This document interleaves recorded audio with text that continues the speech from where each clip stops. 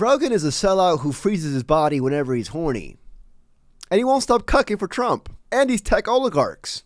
And the Epstein client list.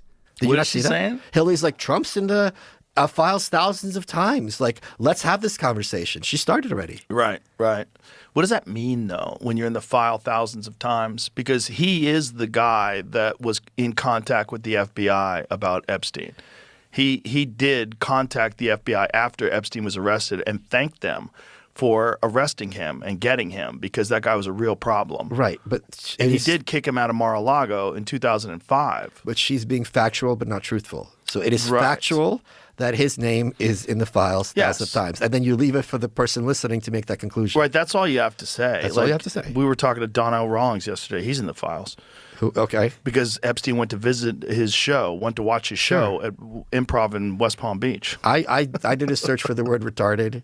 I think it's safe to say that we've all come to the conclusion that the Jeffrey Epstein experience is a state propaganda show. Can we agree on that? Anyway, Rogan recently dropped this video with Michael Malice and titled it The Epstein Hysteria. A really horrific choice of words in my opinion. Epstein hysteria. Dude, there's every single right for this outrage right now that's going on for the Epstein files. The fact that he labeled it as Epstein hysteria is freaking insane. And in the comment sections, his own fan base was cooking him. It says right here, hysteria is a strange word for a massive scandal and controversy. What the F is hysteria? More like justified disgust and outrage. Completely agree. We freaking understand, says this dude. Rogan has become a cuck for the elites. Sad. He hasn't read the emails and he is making claims about emails. Maybe go read the emails and come back. That's his own fan base. That's not us. People are starting to become aware about Joe Rogan just cucking for the Trump admin. It's become blatantly obvious, even to his own fans, that Rogan is a state propaganda show. But never mind that. Mind that. Mind that. But on the flip side, we all know what the Rogans fear. We all know they pretty much all played a part in humanizing Trump in his 2024 campaign. Rogan seems like the main one, or possibly the only one alongside Tony Hinchcliffe, who are still meat-riding Trump. Because two of the other biggest players or biggest factors being Andrew Schulz and Tim Dillon, it seems like they've completely turned on Trump. Now, they haven't said it outright. But their actions, their words on a weekly basis is now consistent that they have just been completely dissatisfied with Trump. And what I continue to think about is just like, how does Rogan feel about that? Because Rogan's still going hard in the paint for Trump. He recently had Mike Benz. I'm sure you have clips about that. A specific illicit desire to want underage people. Well, how do you even find out that someone's into that? Well, I don't think that the majority or anything close to it of the women were technically, I think it was largely young, very young, barely legal, so to speak. But and I know that there were cases of underage, but I think most of it was just very, very young, but not like 20-year-old not girls, like 13 18-year-old girls. type thing. And then, remember, because this is an international enterprise and many of the clients are like, in countries that don't necessarily have the same norms about that we do, you can very easily see someone getting involved in that just because girls juice deals. Rogan has to feel some sort of way about it. He has to. If he's still going hard in the paint and, his teammates out there are just like, I don't want to go in the paint anymore. I'm down. My body is sore. Anyways, in this video, we're going to talk about Rogan, Schulz, and Tim Dillon. Because, I feel like this could be a possible big divide in the Rogan sphere that, I'm here for.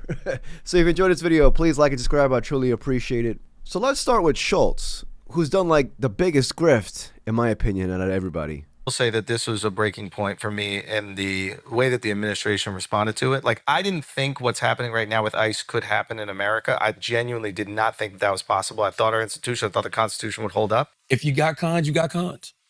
Right. Yeah. You feel like you got conned. Yeah. I could call it a takeover, but that's why I have to come back to Trump has agency.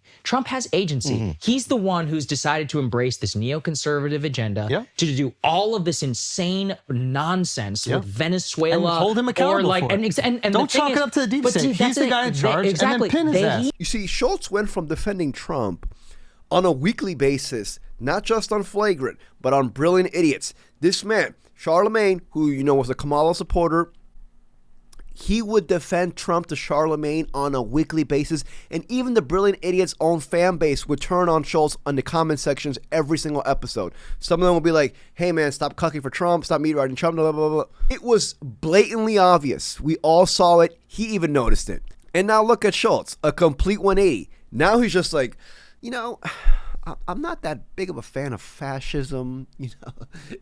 Fascism's not for me. That's Schulz now. You got cons, you got cons. Right. Yeah. You feel like you got cons. I mean, yeah. Well, it depends. Like when he came on the pod and he's like, yeah, we're going to go after the criminals. Now they're not going after the criminals. Like, yeah, I definitely do. I feel maybe naive to believe that. And I know that I'm sure there's other platforms where he's like, we're going to get them all out of here. So maybe he's saying whatever he's saying. I think more important than the vote, though, is the fact that people look at your platform and how large your platform is. Yeah. And they feel like you amplified it. But they're not wrong. Listen, I don't think any criticism is wrong. That's why I said in the beginning, like, I'm not doing this to like win anybody over. I just think it's like the right thing to speak out against, especially people in my situation. Cause like, I think there's a lot of people, that like sometimes they feel embarrassed or they feel shame or they don't want to get the public criticism. So they just kind of retreat to the base. And I think that's a lot of times what happens on the right, it happens on the left. Yeah. Because there's safety in the base, there's security in the base, there's support in the base, there's positivity in the base, right? Like as long as you just toe the company line, everybody's going to say you're a great guy. And that's just not who I am as a person, right? Like I try to be a nuanced thinker. If he fucks up, I'm on it. Bro, we will never forget how spineless, irresponsible, idiotic you were in your role in humanizing this man in his 2024 campaign. You played a role, and we will never forget. Never. This man literally switched jerseys during halftime and didn't tell anybody. This man literally switched jerseys, came out the tunnel, and was just like, Coach, what's the plan for the second half? He hasn't even apologized, and I don't want an apology. He hasn't even outright condemned Trump and said, I no longer support Donald J. Trump. He hasn't said anything. He just switched his jerseys during halftime and came out looking like, come on, guys, we got this, y'all. That's him. Acting like we're not going to notice. And I'm all for people switching jerseys. On either side, switch jerseys. But at least tell Adam Schefter when you switch jerseys during halftime so that he can tweet it out. Hey, man, this motherfucker switched jerseys during halftime. At least I want that. Honestly. Anyways, enough about him. Fuck him, dude. Just thinking about him pisses me off. Let's start with Tim Dillon, friend of the show. If you know, you know. Tim Dillon also played a role in Trump's 2024 campaign. He had Vance on. He had Steve Bannon on shortly after Trump won. Tim Dillon played a role. Now, I will admit, Tim Dillon is charismatic. This dude is hilarious. Like, he's actually really funny. He's fond of cold seafood towers. Like me, I'm not going to lie. I might go get one right now after this. But Tim, who's one of the biggest voices in the Rogan sphere, has turned on Trump as well. And this was him recently. She has one thing left to do, and it's destroy Trump, because I don't know what Trump was a part of, but he's probably fucked some underage people, I would imagine, and God only knows what else. He's been accused of horrible things in these files. Now Trump's saying he likes Bill Clinton. Play this, because Trump knows. Here's what Trump knows. Trump didn't fear Hillary when she had something to lose. Do you understand? When Hillary needed the dark overlords, when she needed them, he didn't fear her. Now that she doesn't need them and she's about to slip her skin suit and go back to her home planet, he knows that she will go in front of Congress. There she is with her husband, Bill, and they're going to light this shit on fire. They're going to talk about Trump. They're going to talk about everything. Let's play the video where Trump is talking about liking Bill Clinton. But it bothers me that somebody's going after Bill Clinton. See, I like Bill Clinton. Oh. I still like Bill Clinton. What do you like about him? I liked his behavior toward me. I thought he got me. He understood me. He's guilty. It's guilt. This is guilt. Tim also went off on Pam Bondi last week as well. He's not just going at Trump. He's also going at the entire Trump admin. He's been very critical of Castro, as is everybody has been.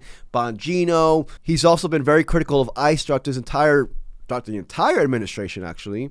So I guess kudos to him. But I keep saying this, but Tim last year pretty much played a role in trying to cover up this Epstein files when he had on Alex Jones in an emergency podcast. I think it was around June of last year.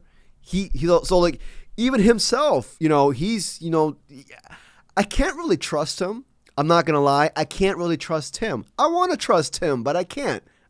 Pam Bondi, you got to remember, Pam Bondi is from Florida. She was, I believe, the Attorney General of the state of Florida. She's way in over her head. I feel bad for her. She's like a real housewife. She's not supposed to be doing this. The Avengers are here. Her and Cash and Bongino. He's already back to podcasting. It's in under a year. She has no idea what's going on. She gets in there and these people are all unprepared. They're all unprepared for what is about to happen. They don't know. She doesn't know what's about to happen. She has no idea. And then they're given a choice. They're like, you're involved now in this cover-up. This is you. This is on you. You're in it with us. Kej Patel's in it because he's like probably being, he's another one's being handled. Anyways, now that I showed y'all clips of both Andrew Schulz and Tim Dillon pretty much turning on Trump, Joe Rogan is still adamantly supporting the Trump admin. He is essentially ruining his reputation, losing his own fan base for trying to deflect from the Epstein files. He recently had on Mike Benz, and Mike Benz came on his podcast and told him to his face, perhaps, they weren't really truly underage. That was Mike Benz, not me. That was Mike Benz. It's very evident in every single clip. You can tell he's aligned with the Trump admin. So my question to you guys is, seeing how Tim Dillon and Andrew Schulz, who are one of the biggest voices in the Rogan sphere, have completely turned on Trump, this is going to cause a divide. I think the other biggest voice in the Rogan sphere would be Shane Gillis, but Shane Gillis is, he dabbles in politics here and there. He has said some things critical about the Trump admin. Definitely Tim Dillon and Andrew Schulz are more political than Shane Gillis is. Theo Von as well. He's been very critical of Israel, but Theo Von's still pretty much still fence sitting. He's the main one. He dabbles into more politics than Shane Gillis does. But y'all let me know what y'all think. I truly think there's like a great divide happening right now. We'll see the next time Schulz or Tim Dillon goes on the Jeffrey Epstein experience. We'll see if they keep the same energy. Or will they come in, pull off an Andrew Santino, and just pretty much just bow down to Joe Rogan in front of him? We'll see. Anyways, y'all let me know what y'all think. If you enjoyed this video, please like and subscribe. I truly appreciate it. Till next video. Peace, y'all.